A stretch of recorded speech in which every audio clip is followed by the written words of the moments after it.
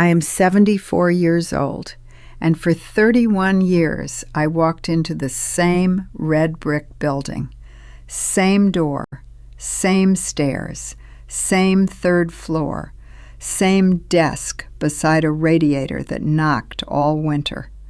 31 years in that building, and after I left, not one phone call. Not one. Not that first week when I sat near the telephone like a girl waiting on a boy. Not that first month. Not that first Christmas. Not ever from the women I ate lunch with. Tonight I'm going to give you 6 things I understood too late about friends at work. The first, that the lunch table was the job and never was the friendship. The second, that what we loved in each other were the titles, not the women underneath.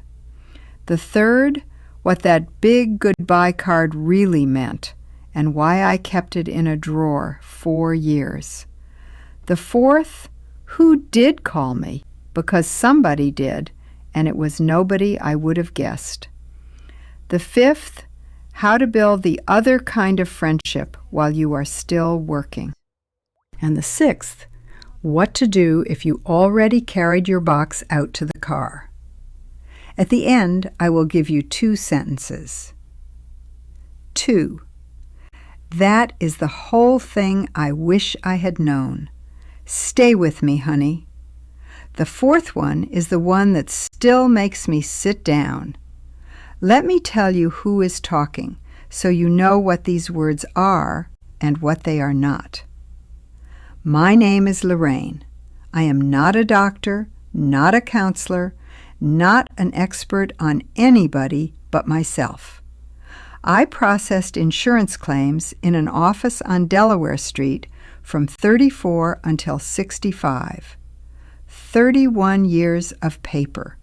Fire claims, hail claims, a roof in Cedar Falls that blew off twice. My husband Walter passed 6 years ago. Our son Dale lives in Reno and calls me on Sundays. So it is me and this kitchen and a coffee pot that is far too big for one person now. And here is what I want said early, before I go one step further with you. For 31 years, I told people I had wonderful friends at work. I believed every word. I would have sworn to it. I would have put my hand on a book and sworn to it. Peg Sorensen sat across from me at that lunch table for 22 years. I knew her mother's name, how she took her coffee, and the year her husband quit drinking. She knew Walter's bad shoulder, that I cannot stand cucumbers, that I cry at parades. 22 years of that, every weekday, around a table with a burn mark shaped like Ohio. Then I retired on a Friday in October, and I never heard that woman's voice again. Not because we fought. We never fought once. Not because something happened. Nothing happened. That is the part that took me 9 years to understand. And it is not what you think. It is not that Peg was cruel. Peg was kind to me for 22 years straight. It is that the thing between us was never hers and never mine.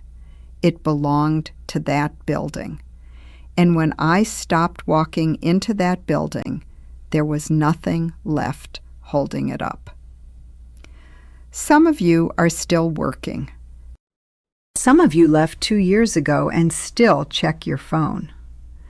So here is the first thing I understood too late. The lunch table was the job. We did not choose each other, any of us. We were assigned to each other by a floor plan. You did not meet Rita because you liked Rita. You met Rita because her desk was 8 feet away. Every day at 11:30, we walked to the same room with the humming machine in the corner. We talked. We laughed. Some days we laughed so hard the men from shipping looked in the door. But look at what we talked about. The new supervisor, the parking lot, the holiday schedule.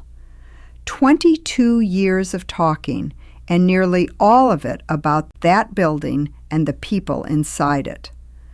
Take the building away, and the subject goes with it, and then there is nothing left to say. We stood in the same weather every day and talked about the weather. I called that friendship. It was not a lie. It was only much smaller than the word I kept using for it. The second thing. What we loved in each other were the titles, not the women underneath. I was Lorraine from Claims. That is who I was up there, and I did not hear it for 30 years.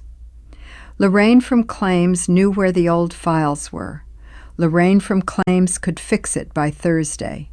They needed me. Being needed is warm. From the inside, it feels almost exactly like being loved. Ray Hollis ran our floor the last 11 years. He called me the backbone of that office.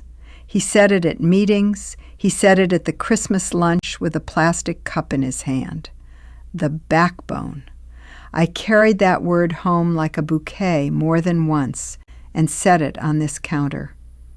Then I retired, and I was not the backbone of anything, and Ray never once picked up a telephone.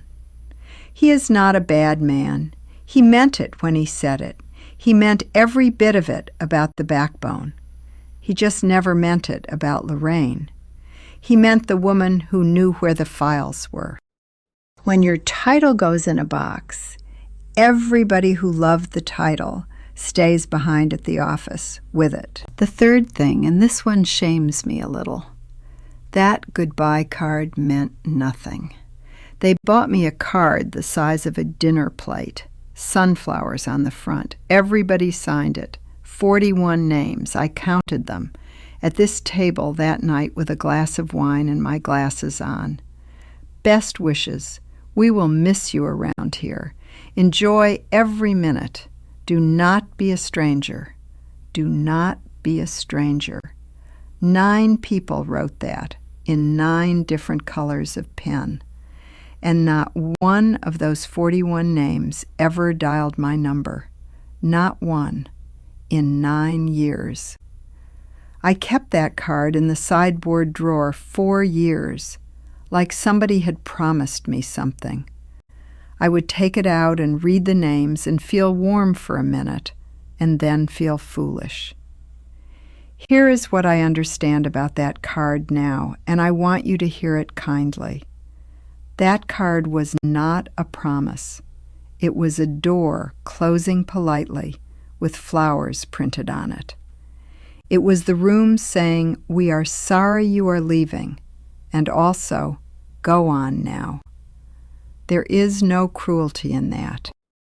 A card is what people hand you instead of the thing you wanted. Now the fourth thing, and this is the one that still gets me.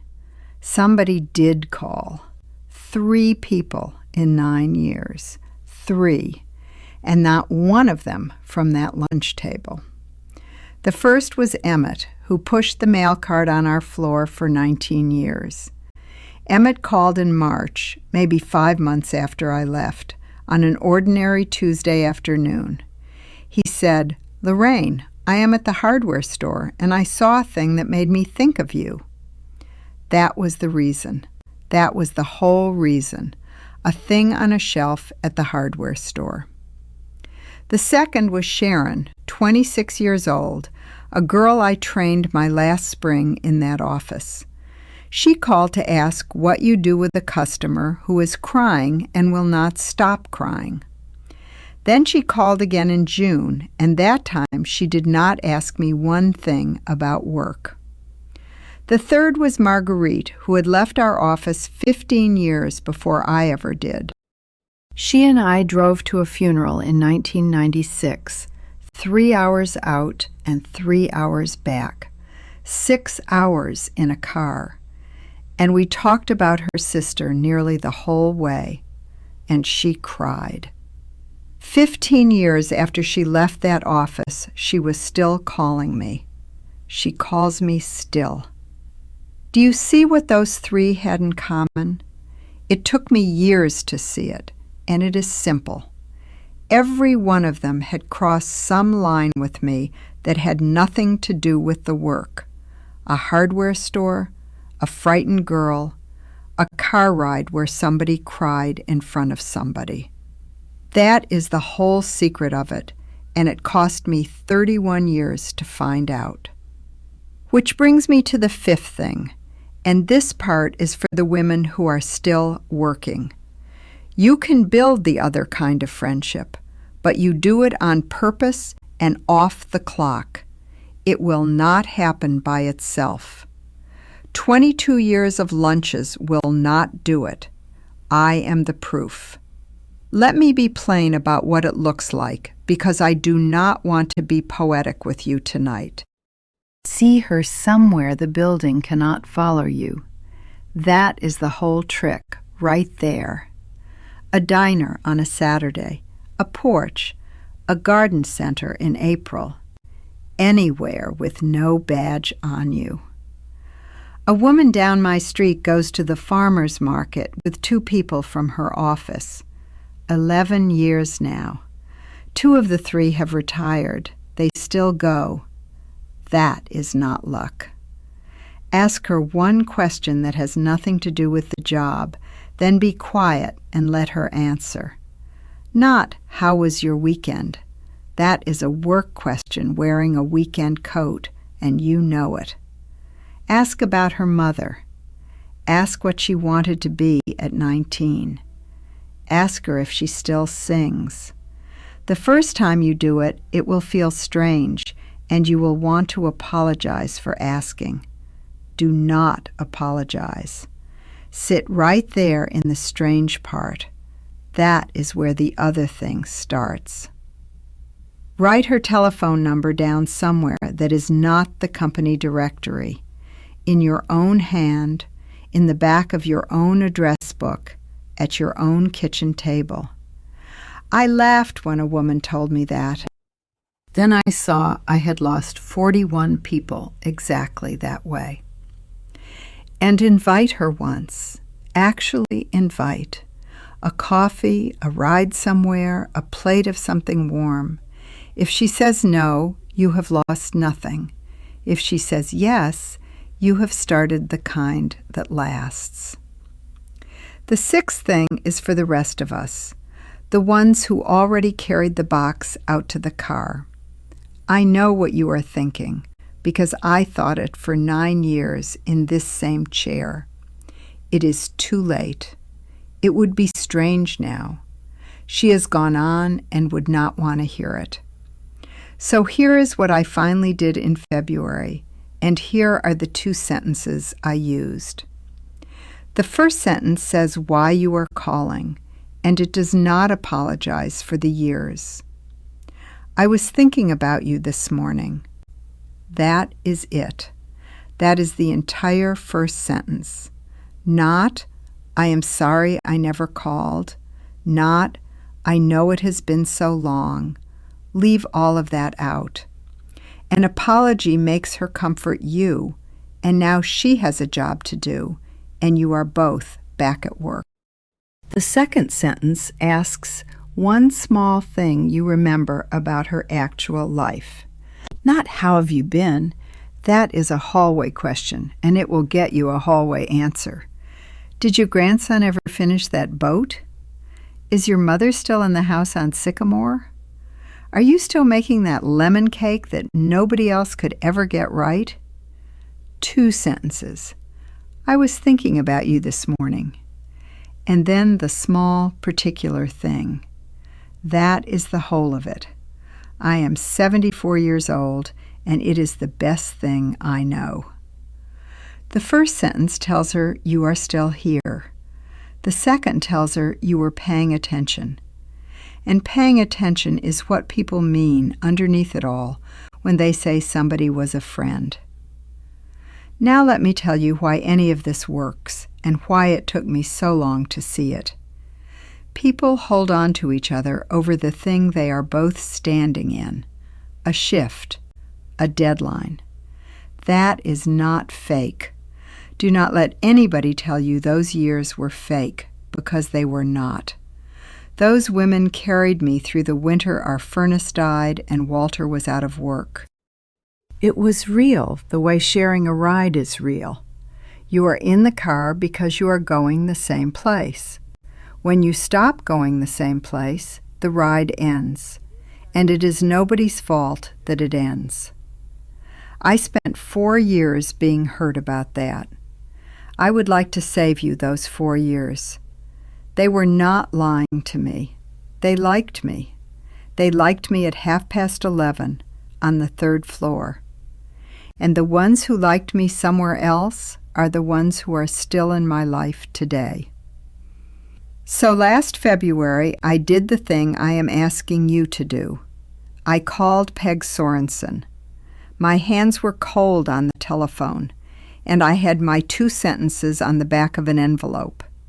She answered on the 4th ring and said hello like she did not know who it was. She did not. I said, "Peg, it is Lorraine.